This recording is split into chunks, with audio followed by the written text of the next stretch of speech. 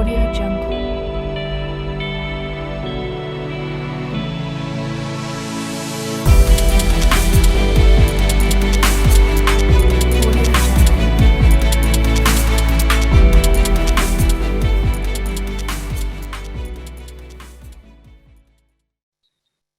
Jungle. Vamos a dar la bienvenida al doctor Edín Macías, un gran amigo, miembro de la sociedad, médico cirujano por parte de la Universidad Central, especialista en neumología en la Universidad San Francisco, médico tratante del Hospital de Especialidades Carlos Andrade Marín. Doctor Macías nos hablará de las herramientas diagnósticas en las intersticiopatías pulmonares secundarias a la patología reumática. Bienvenido, Edín. Bueno, buenas tardes con todos. Gracias a la Sociedad Ecuatoriana de Neumología por este prestigioso congreso. Entonces, vamos a empezar mi charla. Vamos a hacer un cambio total a lo que hemos hablado en la mañana. Esperemos que no sea, que a esta hora, que ya es mediodía, no sea cansado para ustedes. Por eso, la idea de cambiar en un giro de 180 grados las presentaciones, ya que se ha hablado bastante sobre EPOC y asma, ¿sí? No sé si me escuchan bien. Sí, Edín, sí, está todo claro, está compartida la pantalla, continúa. Ya, muy bien. Claro que a mí me gusta que las charlas sean interactivas, que participe los asistentes, porque nos hacen más interactivos y podemos sacar mejores conclusiones tanto de nuestras experiencias de los pacientes que vemos. Ahora, este tema es muy importante. Las enfermedades pulmonares intersticiales. Como ustedes conocen, el centro de la atención siempre ha sido la fibrosis pulmonar idiopática. Pero en los últimos años, cualquier patología, indiferente de su etiología, va a llegar a una fibrosis, ¿sí? Y eso es lo que uno evita, porque lamentablemente estas enfermedades, sea una enfermedad del tejido conectivo, sea una neumonitis por hipersensibilidad, el daño fibrótico va a aumentar la mortalidad de estos pacientes. Por eso la idea de un diagnóstico y precoz de estos pacientes. Cualquier sea tipo de la etiología, va a llegar a una etapa de fibrosis, sea en la exposición, como sucede en la neumonitis por hipersensibilidad, o una parte muy inflamatoria, como la enfermedad de tejido conectivo, ¿sí? A la larga, sí, va a provocar un daño fibrótico, como he repetido al inicio de la presentación. Independientemente del estímulo, todos conocemos que la fibrosis pulmonar idiopática realmente no existe un proceso inflamatorio típico como la enfermedad del tejido conectivo, ¿sí? Donde la característica principal es el daño, ¿sí? El engrosamiento del intersticio por la proliferación de miofibroblastos. Pero las enfermedades del tejido conectivo, las debidas a exposiciones por antígenos, van a provocar una injuria del epitelio alveolar. Y esta injuria repetitiva, esta cicatriz que se produce, este daño inflamatorio, va a provocar la activación de citoquinas y a la larga la transformación de los miofibroblastos y el engrosamiento por el aumento de la matriz extracelular. Es decir, a la larga, estos eventos van a llegar a una etapa fibrótica, que es lo que se llama actualmente las enfermedades fibrosantes progresivas. ¿Qué sucede con la esclerosis sistémica? Una de las enfermedades donde más se ve el daño intersticial del pulmón. Ustedes todos conocemos que la esclerosis es una enfermedad autoinmune, donde las características básicas son las lesiones a nivel de la dermis, de las lesiones vasculares que se producen característicos. Esta enfermedad va a provocar no solo un daño a nivel de piel, es un daño endotelial, un daño vascular, que a la larga va a provocar el daño fibrótico. La mortalidad en pacientes que tienen una EPIC asociada a una esclerosis es muy alta. Aquí tenemos, por ejemplo, los diagnósticos, los criterios diagnósticos para una esclerosis sistémica que todos más o menos conocemos, y vemos factores de los pacientes con esclerosis que pueden asociarse a una enfermedad de intersticial pulmonar y que todos debemos conocer como neumólogos, especialmente el sexo masculino, ¿sí? La presencia de los anticuerpos antitopoisomerasa, o SSL70, son uno de los factores que hacen que haya mayor riesgo de presentarse una enfermedad intersticial en estos pacientes. Aquí podemos ver en esta tabla realmente que las enfermedades del tejido conectivo van a provocar una enfermedad intersticial pulmonar. Ahora, como son enfermedades sistémicas, no solo afecta al intersticio. Todos conocemos que la artritis reumatoidea, por ejemplo, aparte de provocar una enfermedad intersticial difusa, también va a provocar daño de la vía aérea, las famosas bronquiectasias, bronquiolitis, enfermedades pleurales e hipertensión pulmonar. La esclerosis sistémica es la principal causa de intersticiopatía. No produce daño de la vía aérea, pero sí va a provocar en los pacientes también un grado de hipertensión pulmonar cuando son esclerosis más limitadas. Las miopatías, por ejemplo, también es un gran grupo de enfermedades que van a provocar intersticiopatía. El lupus no tanto, sabemos que el lupus lo que más produce son enfermedades pleurales, las famosas pleuresías, hipertensión pulmonar y poco compromiso intersticial. Y el síndrome de Sjögren también es menos la provocación de intersticiopatía. Entonces, nos meteremos más en la parte de artritis reumatoidea, de esclerosis sistémica y algo de miopatías. La artritis reumatoidea, como ya les dije, es una enfermedad muy heterogénea, puede provocar muchas alteraciones en intersticio, dar muchos patrones, como un patrón de neumonía intersticial usual, un patrón de NINE, neumonía linfocítica. Es decir, en la artritis reumatoidea puede existir todos los patrones que uno puede ver en una enfermedad intersticial pulmonar. Y eso es importante destacar.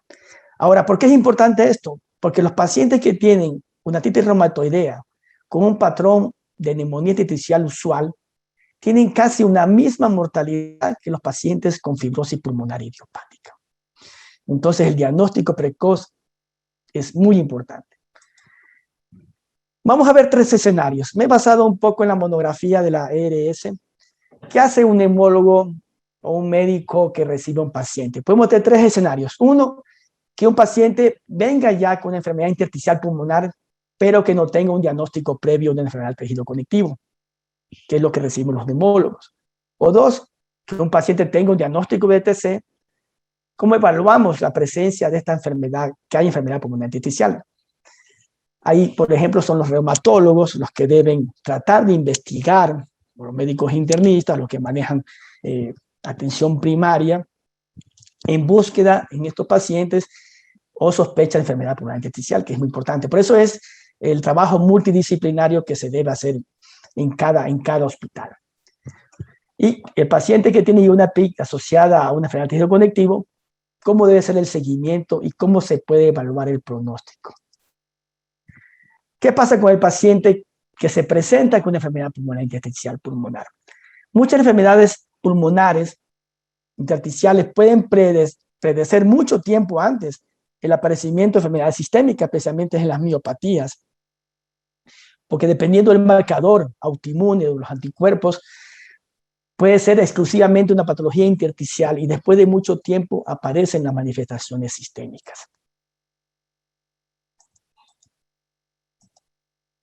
Me gusta presentar casos de nuestro hospital que han llegado. Esta es una paciente justo en la época de la pandemia que vino con un proceso intersticial.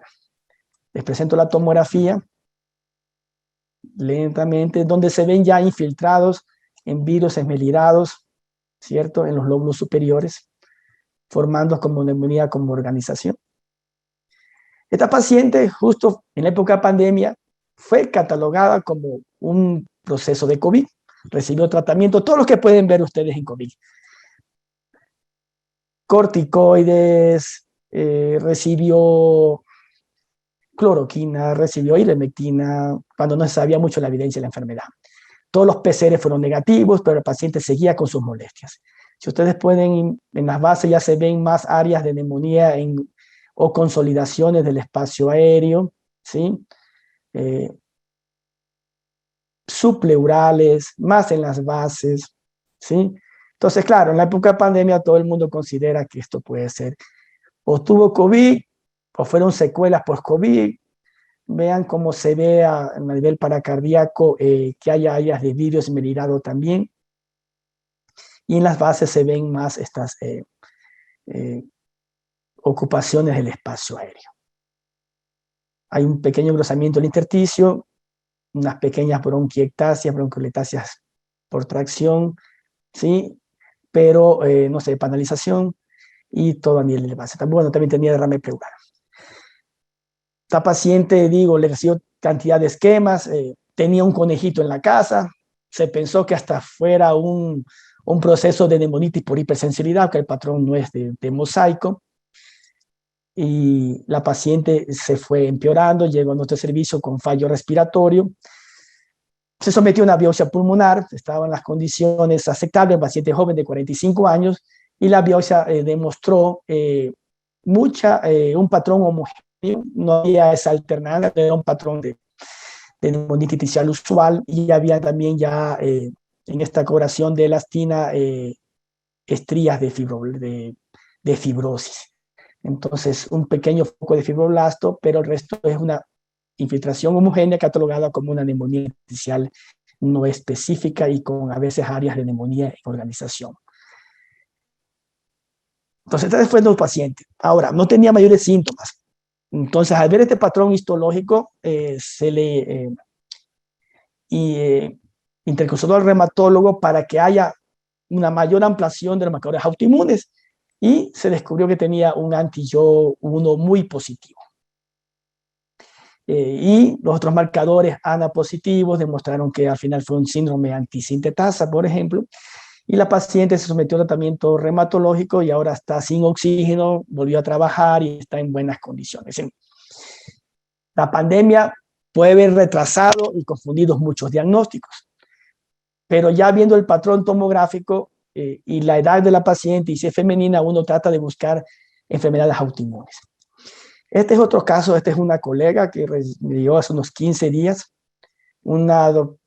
que tiene una patología ya de unos 3 años de disnea progresiva, tos, ella es obesa, ha estado en tratamiento por reflujo gastroesofágico y una capacidad vital ya menos del 50%, muy disneica, y en la tomografía ya se puede ver aquí, por ejemplo, en lóbulos superiores un poco de vidrio esmerilado, y en las bases pulmonares hay mucho vidrio esmerilado, ¿sí? Ahí en esta parte por aquí ya se ve en el lóbulo inferior derecho un patrón que no es un patrón no new, pero que se evidencia el compromiso intersticial.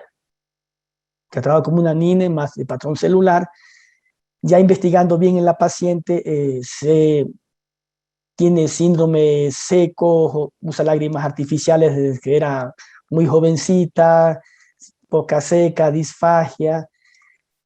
Ya había sido vista por un reumatólogo particular, por una tendinitis aparentemente, pero siempre nos queda la duda en esta paciente. Se hizo un panel y se descubrió un ANA alto de 1.320 y un ROI y un LA anticuerpos anti-SCB muy altos. La paciente, por la disnea muy importante, se le reveló por reumatología, se le hicieron todos los marcadores y al final se descubrió que era un síndrome de Sjögren, recibió rituximab hace una semana y esperemos ver la respuesta. Entonces, esto es importante recalcar. ¿En qué pacientes nosotros deberíamos tratar de una enfermedad autoinmune cuando nos llega a nosotros como neumólogos? Una parte importante es la tomografía de tórax. Si la tomografía de tórax es muy importante de relevancia casi en la mayoría de casos. Aún así, si el paciente tiene un patrón de neumonía intersticial usual, ya la revisión y las guías del ATS-RS sobre fibrosis pulmonar idiopática ya recalcan la idea que todo paciente debe ser sometido a un screening de enfermedad del tejido conectivo. Todos conocemos los patrones tomográficos, cuando se determina cuándo es un patrón de NEW, ¿sí? Que es característico tener las reticulaciones, el gradiente apicobasal, panalización, bronquiectasias de tracción, y lo más importante, que haya alteración entre parénquima normal y parénquima alterado, que es lo típico de un patrón de NEW o de una fibrosis pulmonar idiopática. Cuando no hay bronquiectasias de tracción o son muy pocas, panalización, ya uno va cambiando el diagnóstico efectivo de NEW a un probable, y cuando no hay penalización, un pronóstico, a un tratamiento, a un patrón indeterminado. Y si existen otro tipo de diagnósticos alternativos, cuando hay compromiso del espacio aéreo, atrapamiento aéreo, hay opacidades, quistes, todo lo que podemos uno tratar de encontrar, mucho virus esmerilado. Entonces, en estos diagnósticos alternativos de buscar otras patologías que no sean idiopáticas. Otra vez recordar el famoso patrón de New, ¿sí? Las reticulaciones subpleurales, la panalización, las bronquiectasias de tracción y el compromiso casi siempre subpleural y con gradiente apicobasal. Cuando no hay este patrón, ¿sí? Por ejemplo, de las radiographics, donde se puede ver claramente cómo uno puede ir tratando de aprender los patrones tomográficos en las interstitiopatías. Aquí debe recalcar el famoso patrón de New, ¿sí? Con panalización, con bronquiectasias de tracción, reticulaciones y de compromiso subpleural, alternando con áreas de pulmón normal. Cuando este patrón no existe, claro, tenemos todos los otros tipos de patrones, opacidades en virus esmerilado, como vimos en la paciente, ¿no? Quistes, que nos pueden dar otro tipo de patrón. ¿Por qué es importante? Porque hay patologías autoinmunes pueden dar este tipo de patrón, que es el famoso patrón de Nine, donde es un patrón más homogéneo, que no hay mayores quistes, tal vez en etapas de una enfermedad avanzada, pero nos puede ayudar a la diferenciación del patrón tomográfico. Aquí solo para diferenciar, ve acá un patrón de New, ¿sí? Característico, y un patrón de Nine, o de neumonía intersticial. Hay otros patrones importantes, los patrones de neumonía organizada, que son característicos, por ejemplo, de las miopatías inflamatorias, como en el caso de la paciente. Aún así, la guía ATS recomienda que aún así que el patrón sea de UIP o no sea de UIP o NIU, siempre debe excluirse enfermedades del tejido conectivo. ¿Por qué? Porque, como digo, las enfermedades son muy heterogéneas y las tejidos conectivos también provocan patrones de NIU que nos pueden confundir. Por ejemplo, en esta revisión de Sam Bataro nos dice claramente el patrón de UIP, de NIU, puede verse en cualquier patología, especialmente en la artritis reumatoidea, por ejemplo, y en las vasculitis asociadas, como en el Wegener o las poliangiitis. Claro que lo más clásico es uno encontrar, por ejemplo, en esclerosis sistémica, el famoso patrón de Nine, o de NACP en inglés, ¿sí? En el Sjögren, ¿cierto? En la artritis reumatoidea puede ser, pero es menor porcentaje que el patrón de New. Patrones de neumonía organizada pueden verse especialmente en lupus, en las miopatías, mucho menos en la esclerosis, y patrones combinados. Entonces, realmente un patrón de New no podría descartar una enfermedad de neumonía. Mejor, más si una paciente femenina, menor de 60 años, o antecedentes familiares. Entonces, uno tiene que ahí tratar de ampliar el perfil del laboratorio y de examen físico en estos pacientes. Aquí, para recalcar otra vez, los diferentes tipos de patrones, un patrón de neumonía organizada, un patrón de Nine, ¿cierto?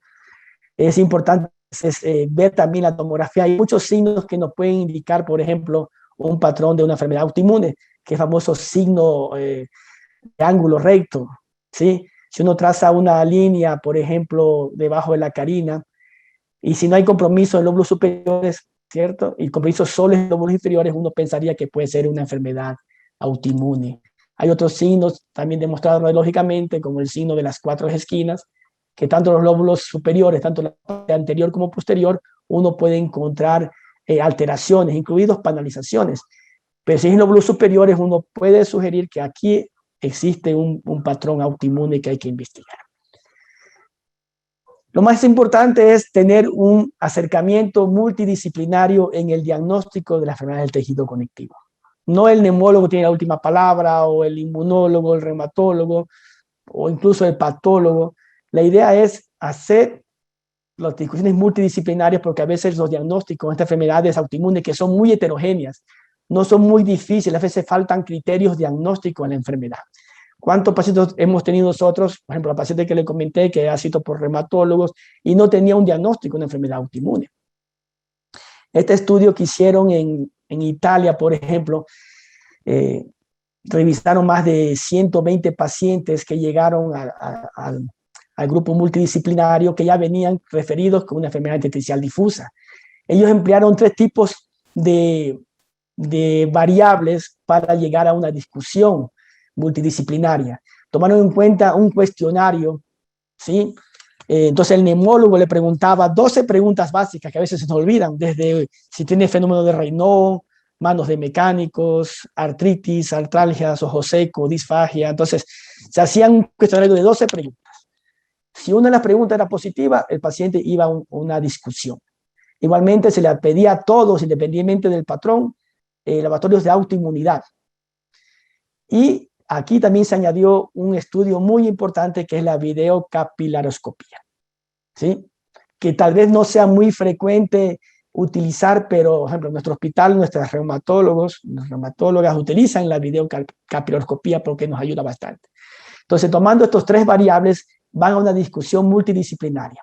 Y si el paciente, claro, era un paciente que no cumplía los criterios de autoinmunidad, seguía viéndose por el neumólogo, pero si ya había alteraciones y realmente se confirmaba una enfermedad del tejido conectivo, era visto ya por el reumatólogo. Y aún pacientes que no cumplían los criterios, se hacía el seguimiento de estos pacientes. Y en este artículo se demuestra que más o menos un 15% de los pacientes que llegaron se confirmaron una enfermedad del tejido conectivo. Aquí tenemos, por ejemplo, todo el laboratorio que se le pide a estos pacientes, empezando por un ANA, factor reumatoideos, citrulinas, los famosos ENAS, estudios para miositis, ANCAS. Vean, se hace un panel completo inmunológico. De estos pacientes que le decían, por ejemplo, un 15% más o menos se diagnosticó una enfermedad del tejido conectivo. Y aún así, un 30% se quedó como IPAF, que no es un diagnóstico, sino que algo hay autoinmune, pero no llegamos a confirmarlo, que era un 30%. Es decir, casi la mitad de los pacientes que llegaron, había pacientes que cumplían o tenían compromiso autoinmune.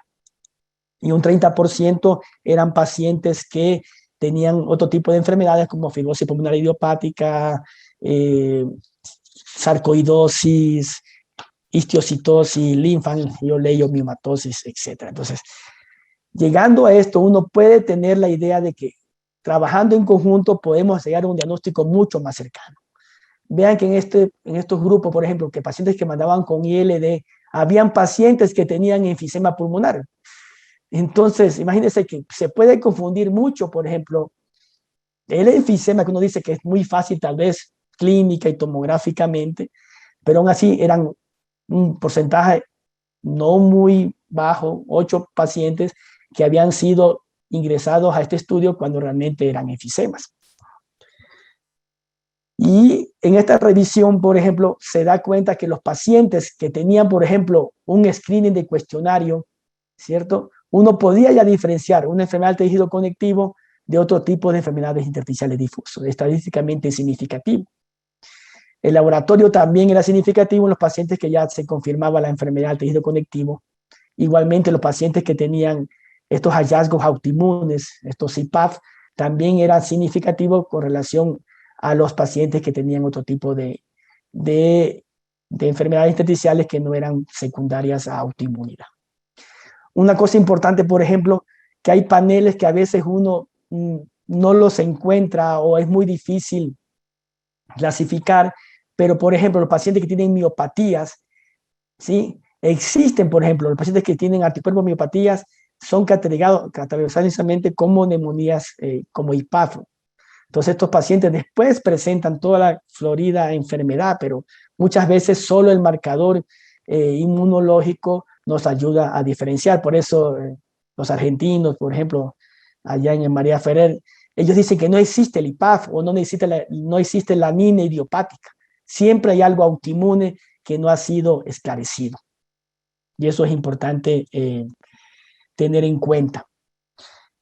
Y estos pacientes, por ejemplo, vean que los pacientes que tienen enfermedad del tejido conectivo, mayoría son patrones de NINE, por ejemplo, y también casi todas las neumonías intersticiales no específicas o de los famosos CIPAC siempre tienen un patrón de NSIP o de NINE. Casi nadie tenía un patrón de NIU, poco, pero más eran los pacientes que tenían las enfermedades idiopáticas. Pero igual, un 17 a un 15% de estos pacientes de los 140 sí tenían un patrón de NIU. Entonces es importante en el diagnóstico de una enfermedad asociada al tejido conectivo, primero, buscar una historia familiar, es importante, buscar síntomas.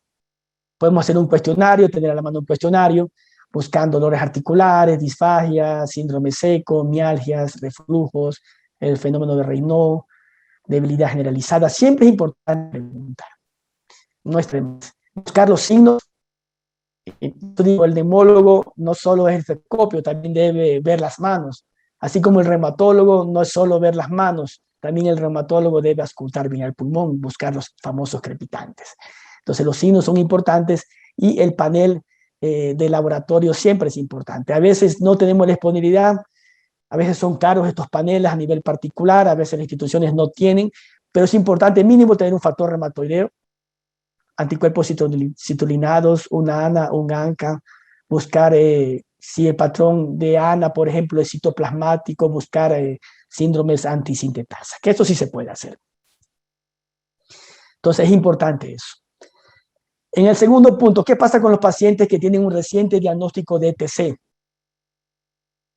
¿Cómo evaluamos la presencia de una enfermedad pulmonar intersticial? Es decir, pacientes con esclerosis de larga data, con artritis reumatoidea de larga data, que son pacientes que más desarrollan enfermedades intersticiales.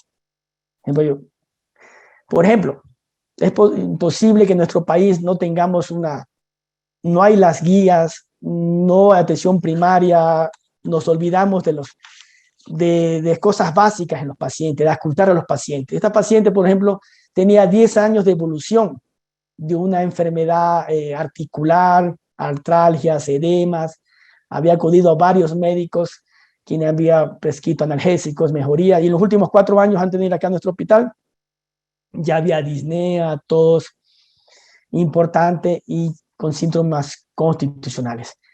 Había disfagia, había lesiones cutáneas, ¿sí?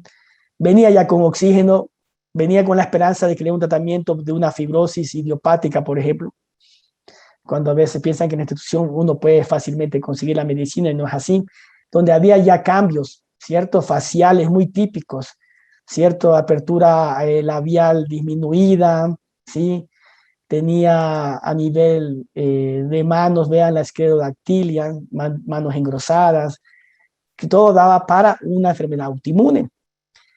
Esta paciente ya ha visto previamente, un año anterior, ya había una FBC disminuida.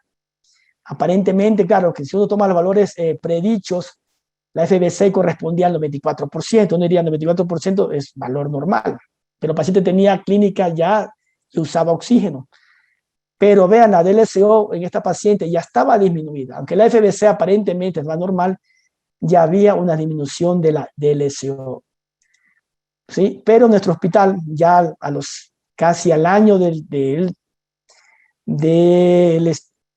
la primera espirometría, vean que teniendo estos valores diferentes, la FBC correspondía solo al 51% de su FBC, solo bajando unos 400 ml. Ahora, uno tiene que tomar en cuenta que las espirometrías hay que tomar valores predichos bien adecuados. No todos tenemos nuestros valores a nivel de país, no tenemos valores así tan cercanos o comparamos con otros valores predichos de otras partes del mundo, las sajones, no son iguales. Debemos tener valores referenciales. Hay un estudio de estas posgradistas que salieron, de unas referencias muy importantes, ojalá que se puedan validar en cualquier lado después de estos estudios. Vean, esta paciente solo se confirmó la enfermedad, tenía un anti-SL70 mayor a 200, que confirmaba una esclerosis. Y esta era la tomografía de ella, donde había un daño ya muy importante fibrótico, ¿sí? se comportaba con un patrón de NINE fibrótico. Voy a pararle aquí, vean las grandes bronquitasias de tracción que hay, ¿sí? Con reticulaciones, y a nivel basal realmente el pulmón estaba completamente tomado, ya no había nada de parénquima normal, ¿sí? Con unas bronquictasias saculares grandotas que son típicos de una enfermedad de esclerosis, con el respeto subpleural, una NINE de características ya fibróticas.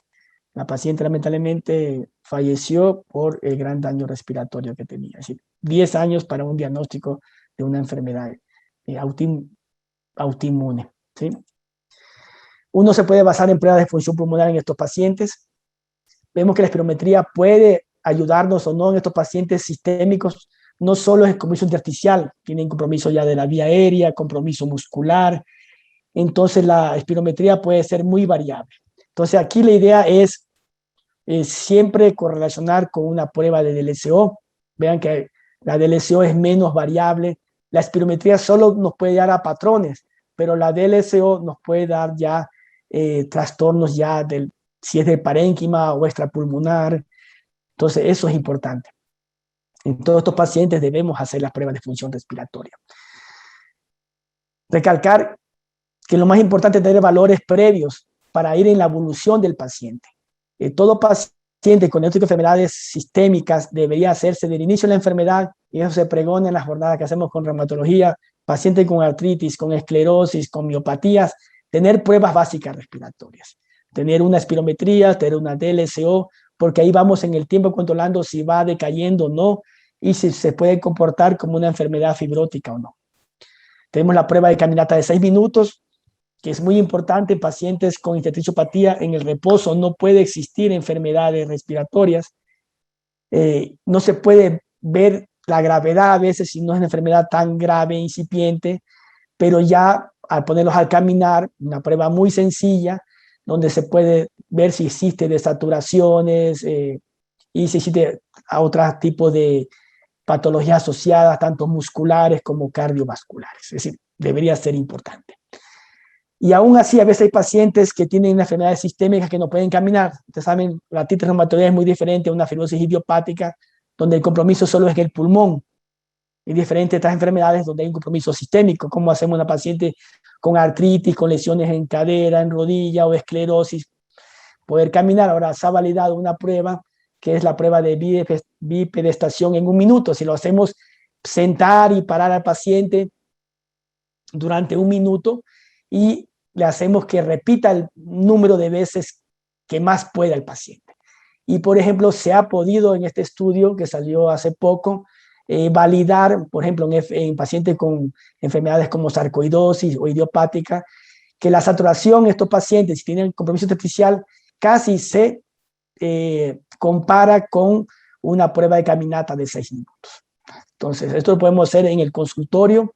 Tal vez saldrán más estudios tratando de validar estas pruebas con más pacientes, pero es una idea de cómo está el paciente. A veces uno ve basalmente al paciente, ve una gasometría y piensa que está al 90%, pero si camina 5 minutos, el paciente ya desatura y hay limitación en su calidad de vida. Entonces, en pacientes que tienen recién diagnóstico de problema reumatológico, es importante hacer los estudios de función respiratoria. La combinación, por ejemplo, de tomografía y las pruebas de función pulmonar en estos pacientes detectó en artritis reumatoidea, por ejemplo, una enfermedad intersticial difusa subclínica hasta un 55% de pacientes. Vean que a veces es importante el diagnóstico precoz porque todo dependerá después de un tratamiento ya sea inmunosupresor o dirigido a que el daño pulmonar no progrese. Evidenciaron en un 58% de los pacientes con artritis de menos de 2 años, ¿cierto?, que ya había alteraciones en las pruebas realizadas de una EPID. Y la TAC de tórax y la DLCO, por ejemplo, en esta revisión sistemática, son los métodos más sensibles para la detección precoz en pacientes con EPID. Y eso debemos inculcar, enseñar a los médicos que manejan pacientes con patología reumática, la detección precoz de estos pacientes. Y ahora, por ejemplo, se puede utilizar el ultrasonido. Ustedes conocen que cuando hubo, esto es mucho más antes de la epidemia de COVID, ya se evaluaba a los pacientes con problemas intersticiales el uso de el eco pulmonar para el diagnóstico de enfermedades intersticiales. Menos radiación, menos costo. Claro que va a depender también del operador, del ecografista o del radiólogo que haga el estudio. Pero igual en esta revisión, igual la sensibilidad del eco es casi igual a la tomografía de tórax, ¿sí? Entonces, uno debe también conocer sobre estos métodos y tal vez aplicarlos, es decir, ver si hay compromiso intersticial. Claro, no nos va a dar el patrón que nos da la tomografía, pero si el paciente se comienza a empeorar, uno ya puede usar el eco torácico y descubrir las famosas líneas B que son típicas del compromiso intersticial. Y por último, ya tenemos un paciente con EPIC asociada a ETC. ¿Cómo realizar el seguimiento? No hay así unos protocolos estandarizados. Uno se basa más en los pacientes con fibrosis pulmonar idiopática, pero es importante. Cuando un paciente que tiene una fibrosis pulmonar independiente de la causa, ¿sí? El FVC cae más de 10% en 6 meses, uno dice que este paciente va a progresar. Si un paciente la difusión cae un 15%, ¿sí? En los 6 meses es un progresador rápido. Y si la caminata de 6 minutos igual camina menos de 50 metros, entonces uno dice, este paciente va a ir peor. A pesar de tratamiento inmunosupresor, significa que el compromiso intersticial es muy importante y la mortalidad de estos pacientes va a aumentar. No hay una frecuencia de seguimientos, pero se recomienda siguiendo, lo que hemos aprendido en la fibrosis pulmonar idiopática, más o menos hacer pruebas funcionales a los 3 a los 6 meses, una prueba de caminata más o menos cada año, dependiendo de la clínica del paciente, dependiendo cómo vino el paciente. Los pacientes que tienen FVC más deteriorada al inicio de la enfermedad realmente van a progresar más y tienen un peor pronóstico. Las tomografías en sí, no hay una idea de cuándo hay que hacer las tomografías. Más útiles son las pruebas de función pulmonar. Como hemos visto, son mejor reproducibles, de menor costo, nos sometemos al paciente en radiación y realmente si empeora el paciente uno puede tomar los correctivos necesarios. No así basándonos a veces solo en tomografías. Unos dicen cada año una tomografía. Yo digo dependerá del paciente. Por ejemplo, este es un paciente con artritis reumatoidea. En el 2015, por ejemplo, no tenía tanto compromiso intersticial. Vean que una tomografía a los 2 años hay pequeño aumento en las reticulaciones y más o menos a los 5 años, ¿sí? Ya encontraba un patrón intersticial de un patrón de New, ya con reticulaciones, panalización, pero pasaron casi más o menos 5 o 6 años. Entonces ahí lo que más utilizamos ahí son las pruebas funcionales.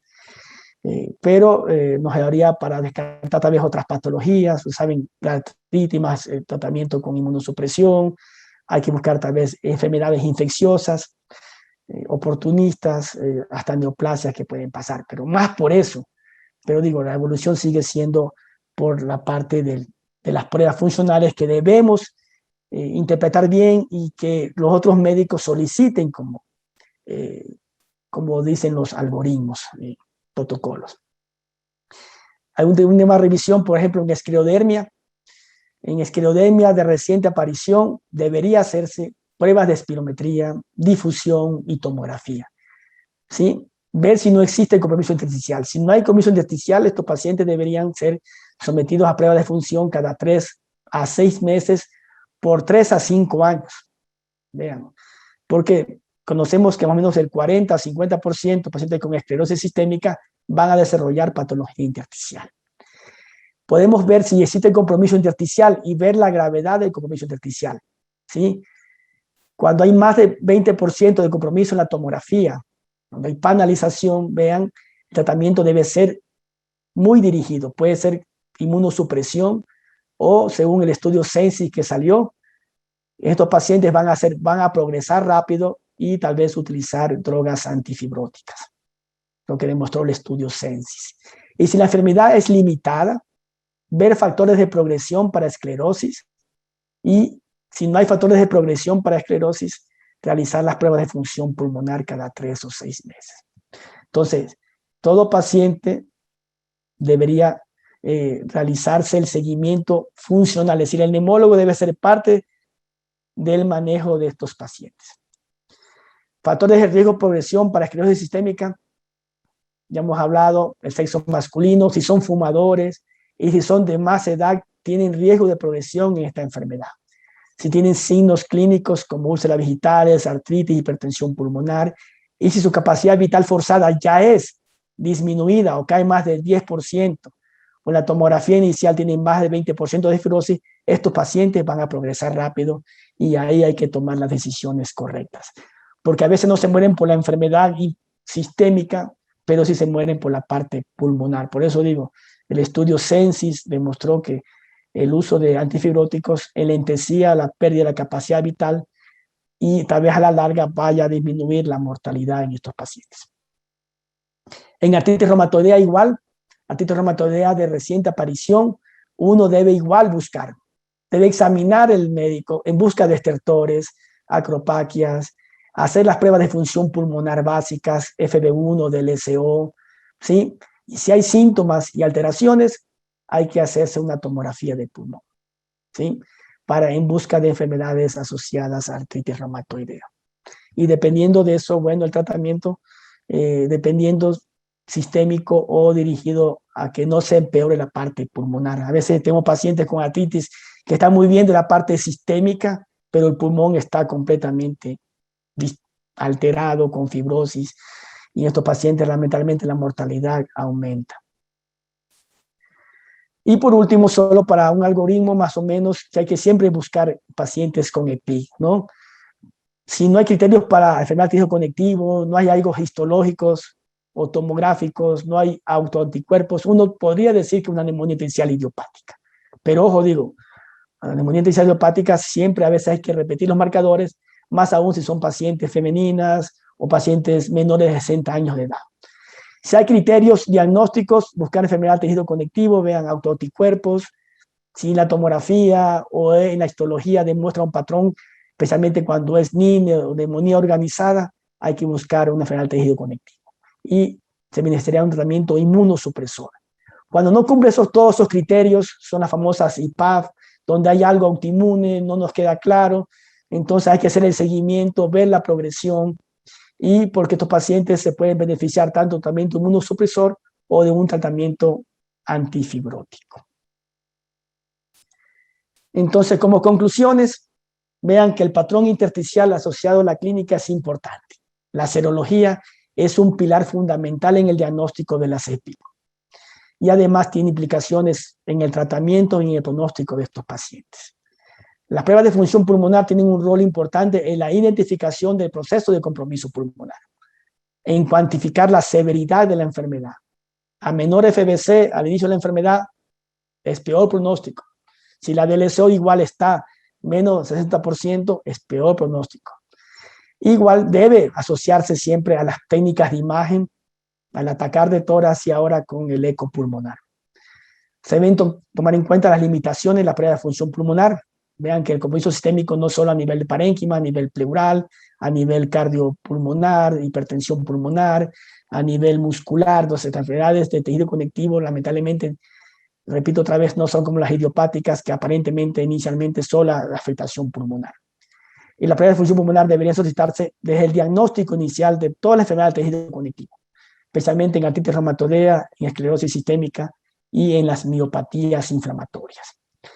Es importante siempre trabajar en conjunto. Los comités multidisciplinarios han ayudado a un mejor diagnóstico. Muchas veces el patólogo ha tenido que cambiar, ¿cierto? El patrón que dice. Antes solo decían patrón intersticial celular y no nos decían nada más.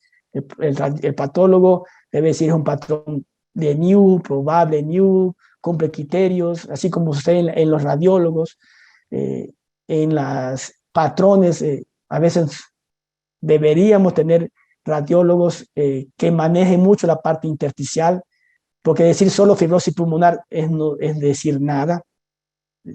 Que un informe diga fibrosis pulmonar realmente no nos ayuda en nada. Deben cumplir patrones y eso nos ayuda mucho para someter a un paciente a una biopsia, por ejemplo. Y ahí recién entraría el cirujano pulmonar, porque realmente el cirujano es que nos ayuda en el caso de que tengamos que realizar una biopsia y decir de dónde tomar la biopsia, porque eso nos ayuda para el diagnóstico.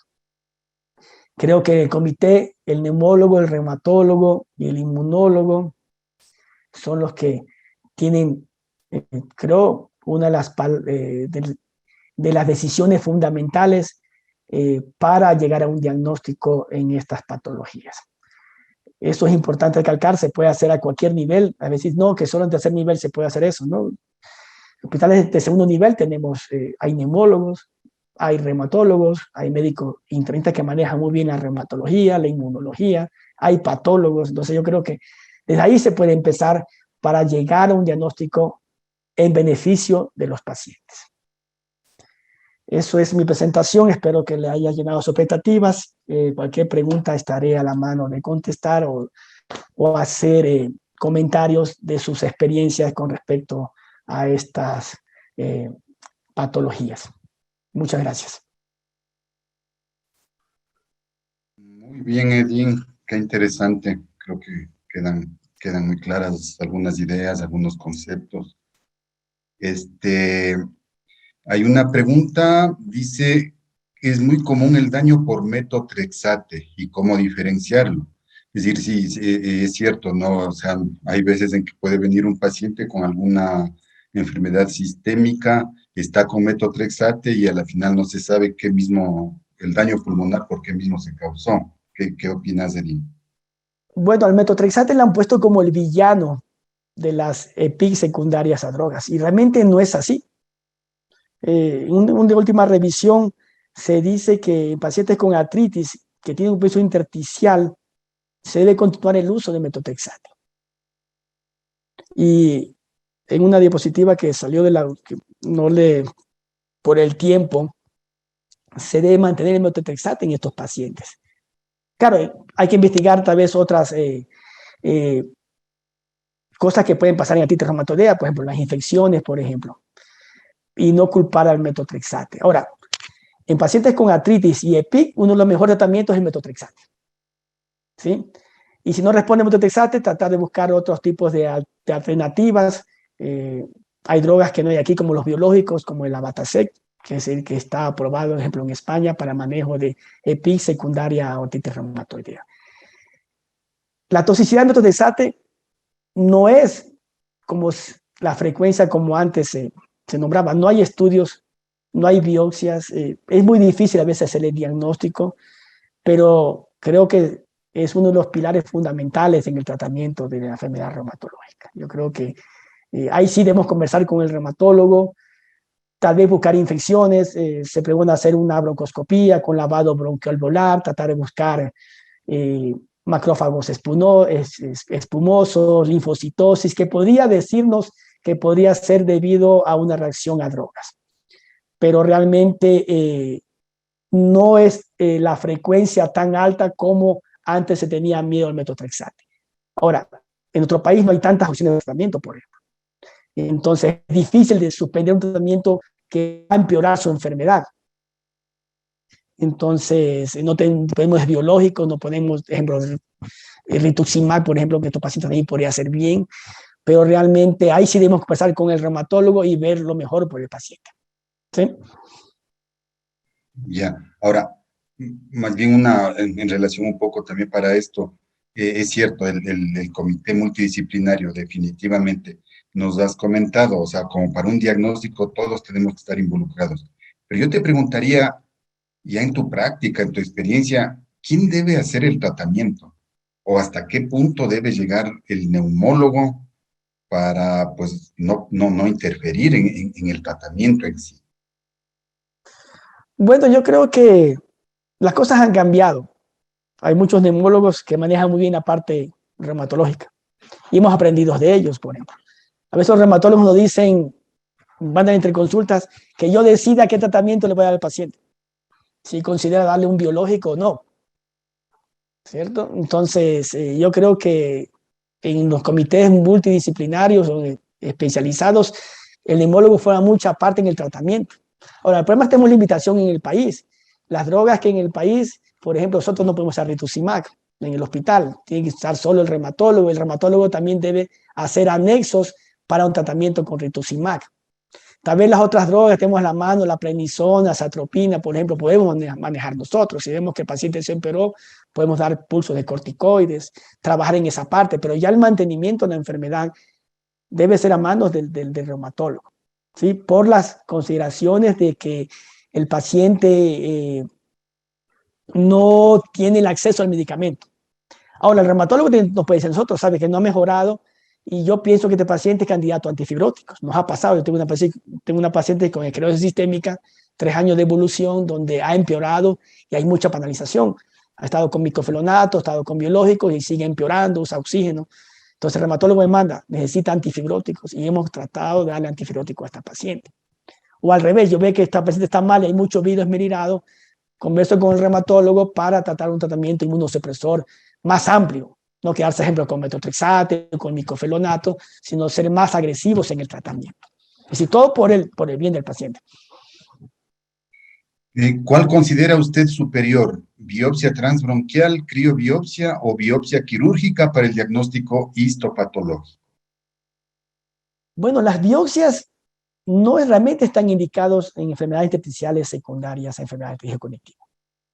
Si ustedes recuerdan el caso que les presenté, es un caso que realmente se sometió a biopsia porque había la duda si era una neumonitis por hipersensibilidad por el conejito que tenía la persona, la señora, o realmente era una enfermedad por COVID, no sabíamos.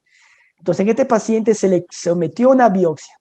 Ahora, si yo tenía el marcador antes, si había una evaluación previa, este paciente no debe haber sido sometido a una biopsia quirúrgica. Enfermedades pulmonares secundarias al tejido conectivo, porque la biopsia no me ayudó en nada. El mismo patrón histológico que había era casi el mismo patrón que había en la tomografía. Si las biopsias en estas patologías no son tan indicadas, son en caso que tengamos dudas de una neumonitis por hipersensibilidad, donde si encontramos granulomas, cristales de colesterol, manejaremos diferente, o si es una sarcoidosis, o otro tipo de enfermedades intersticiales no clasificables. Es decir, realmente el estudio de biopsia es limitado en estos pacientes con ETC. Diferente a lo que pasa, por ejemplo, en una fibrosis idiopática, ¿cierto? Que también se biopsia menos, ¿cierto? Solo que sean patrones indeterminados, que no tenga la duda, ¿cierto? Pacientes más jóvenes, donde puede cambiar el tratamiento. Si es una biopsia quirúrgica, depende del estatus del paciente, su capacidad vital y todo lo demás. En idiopáticos, cuando piensa en idiopáticos, uno considera que la biopsia quirúrgica es superior, según las escuelas, a una criobiopsia. Cuando son enfermedades así más difusas, con compromiso bronquiolar o bronquial, ¿cierto? Con mucho virus esmerilado, la criobiopsia. Aún así, las biopsias transbronquiales en estos pacientes sin criobiopsia, por ejemplo, si piensan en neumonitis por hipersensibilidad, si piensan en granulomas, a veces nos puede llegar a un diagnóstico. Es decir, todo depende del patrón que tenga el paciente. Pero digo, pueden ser válidas las dos técnicas, no hay ningún problema. Pero todo depende de lo que buscamos. A veces uno somete a un paciente a una biopsia abierta, por ejemplo, cuando tranquilamente se pudo haber hecho por transbronquial, sea por criobiopsia o sea por biopsia transbronquial normal, con pinza. Pero, por ejemplo, aquí en el país no se pone criobiopsia, no creo que aquí hagan criobiopsia, ¿sí? Y también depende de la curva de aprendizaje. No es que yo me compro el equipo y yo ese rato sé hacer. Entonces, es la experiencia que te da de cuántos procedimientos hiciste. Pero digo, todo depende de lo que vamos a buscar, de qué patología estamos buscando. Y como repito otra vez, en las patologías intersticiales, con la serología, por ejemplo, tal vez con la videocapairoscopía, uno no necesitaría hacer un diagnóstico ya histopatológico en estos pacientes. Bien, hay una pregunta interesante de Belén Novoa, que te manda felicitaciones, y dice, en un diagnóstico nuevo de artritis, se realiza todo el algoritmo en busca de afectación pulmonar y no hay aparente función y no hay aparente daño funcional ni en imagen. ¿Cada cuánto se recomienda en esos casos el seguimiento con función pulmonar? Es distinto al seguimiento del paciente con afectación ya establecida. Bueno, creo que en el algoritmo que tenían, que ya de la artritis reumatoidea, que presenté al final de diapositiva, se habla claramente, pacientes sin alteraciones funcionales, hay que hacer el seguimiento.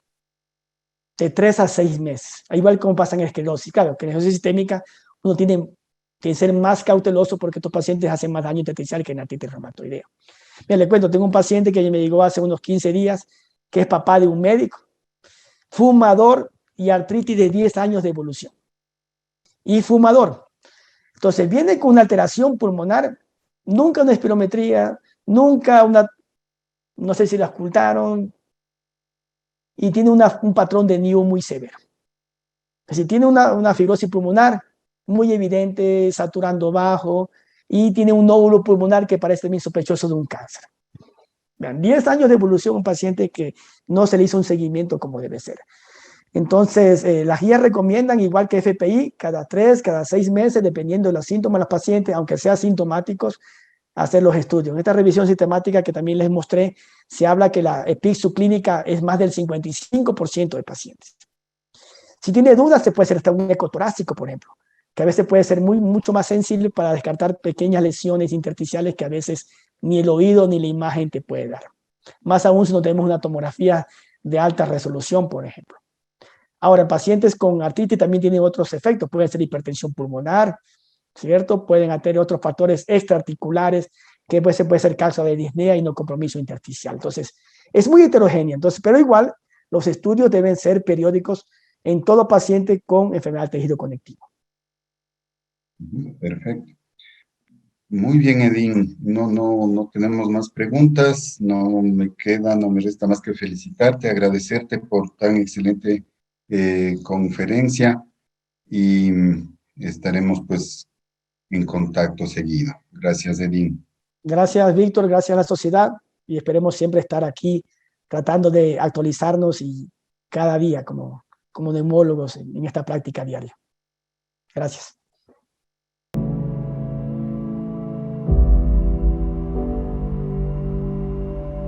Audio Jungle.